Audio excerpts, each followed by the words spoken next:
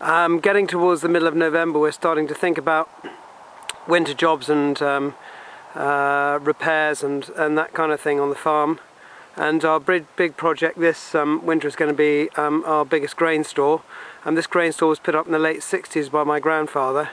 And even though in its day it was a very modern grain store, one of the biggest single-span grain stores in this area, it's now looking a bit outdated. The doors are just doors that you slide to one side, and they're not brilliant for keeping rats and mice out, so we're constantly having to do work around the bottoms of the doors to make sure that they're rodent proof.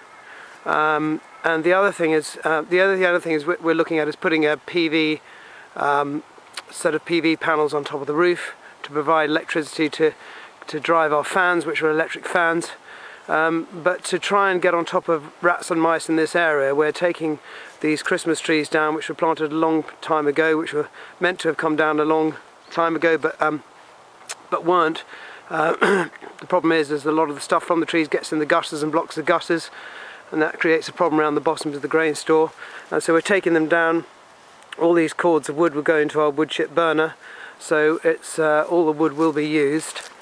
But the other thing we're going to look at is this building's got a double skin, and the problem over the years is that wheat and barley and beans have sort of got in between the two skins of the grain store, and that just provides a sort of runway for rats and mice to go up the side of the grain store.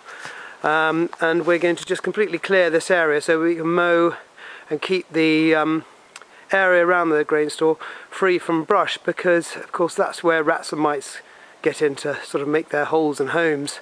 So we keep that pretty sterile. It means that we'll be able to keep the grain store a lot cleaner.